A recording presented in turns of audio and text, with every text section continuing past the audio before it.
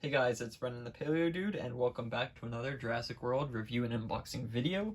Today we'll be taking a look at the Hammond collection Therizinosaurus, much anticipated figure joining the Hammond collection lineup. This is a very interesting paint job as it has lots of red on the back, but some kind of, I guess, darkish purple. It more lines up with what we got in the mainline series, except for the green on the stomach. And the legs is replaced with more of this kind of swampy yellow beige. So we'll take a look at that and compare them in a second. Let's start with the back here. I'm very interested to see how the fingers articulate. The claws on the end of the fingers have joints, and I want to see their range of motion. Not that I'd be using that too much in photography, but I do think it's an interesting feature nonetheless. Not very helpful. It would have been nice if they had just one or two extra joints on the fingers, I feel. But hey, I won't knock it till I see it. So, it's got one around the head. Try very careful not to cut that.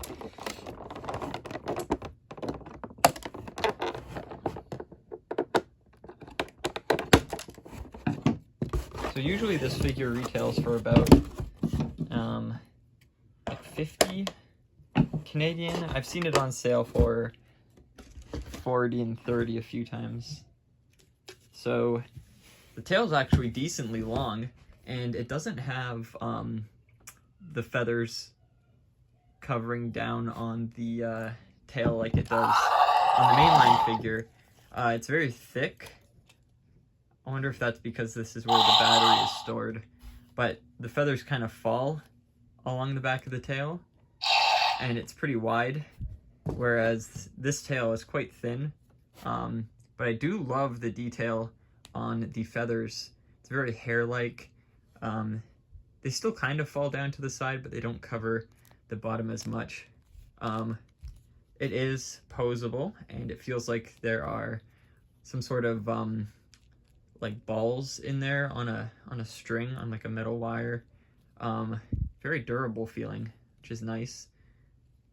Okay, so let's stick it in there. Is there a specific way we're supposed to do this? Doesn't look like it. There we go. Wow, that looks fantastic.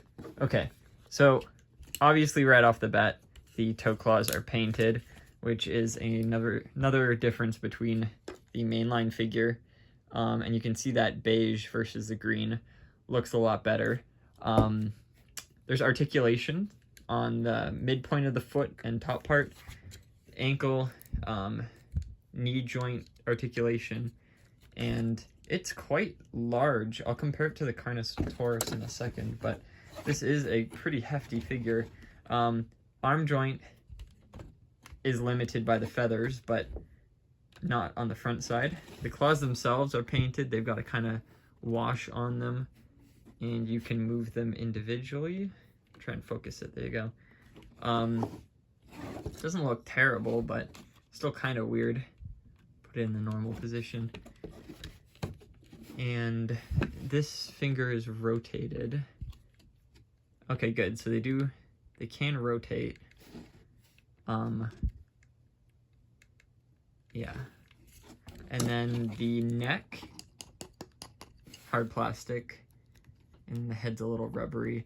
They didn't paint the beak, did they? Maybe. Hold on. It's a little shinier. I mean, there's still yellow paint on other parts of the jaw. It kind of pretty much closes. Glass eye is pretty decent.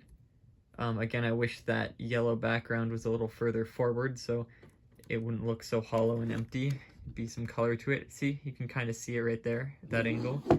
But the head sculpt's really nice. I'm not sure about that blue though, how nice the blue looks.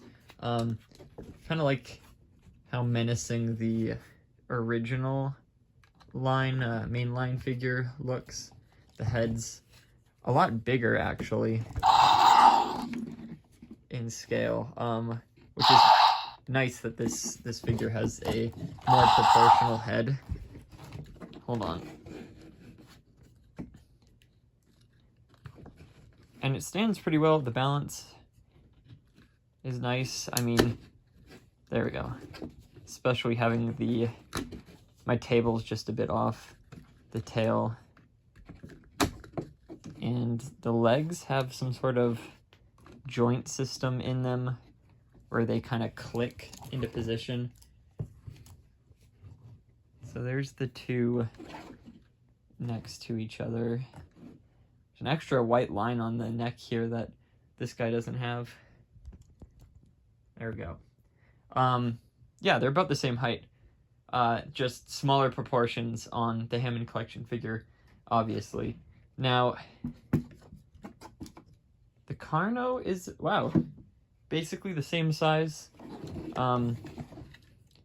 Obviously the Therizine's taller head-wise, but the hips are just slightly taller on the Therizine than the Carno. But it's not that big of a difference, and the length is about the same. If we put their tails together, they pretty much end up the same length. So that's pretty neat. And compared to the Hammond collection Giga, it is decently sized. Giga's pretty big, but if we pit them off, hold on. Yeah, Giga's massive, but that's just kind of reared up. Let's put it in a more neutral horizontal stance. And yeah, that's pretty nice. I'll make the Therizine stand the same way.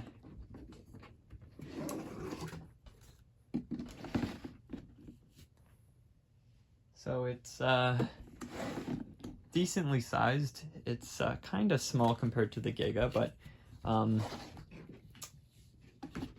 fits well. It's got the same kind of paint details, so it looks nice. They look like they belong in the same lineup, unlike the the original Hammond Rex. It looks a little different paint-wise and detail-wise, so it stands out. Some inconsistencies, but you can recreate the final battle with them. I'm hoping they do a updated version of the Rex, like Dominion. I'm trying to balance it, actually. It's not wanting to stay. There we go. Yeah, no, I think the paint's pretty decent. The red's tad bit weird. I don't know. I feel like it should be a little bit more muted. The blue and the yellow are kind of bright. I mean, the lighting in my room right now isn't the best, but in my opinion, it should be a little less bright. The inside of the mouth is fully painted and the teeth look nice. There's a lot of small details that were focused on in the head. The tongue's very smooth though, which is weird. Usually I think, do they add details to that? Yeah, the Rex has mouth details, but Therizine's kind of lacking those. Looks more like a mainline inner mouth. But I'm surprised by the tail. The tail quality is fantastic. Especially with the robustness of it. I feel like previous Hammond collection figures, they didn't have as strong of a metal wire in there because it really holds the tail in place well, which is really nice because this is a somewhat chonkier tail. That's about it to say about the figure. It's just, it's a really neat figure.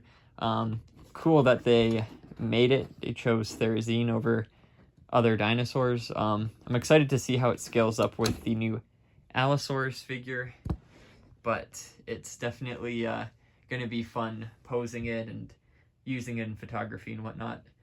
So anyways, hope you guys enjoyed this video. Check out my previous videos, and if you haven't yet, please subscribe, and I'll see you all in the next video. Bye-bye.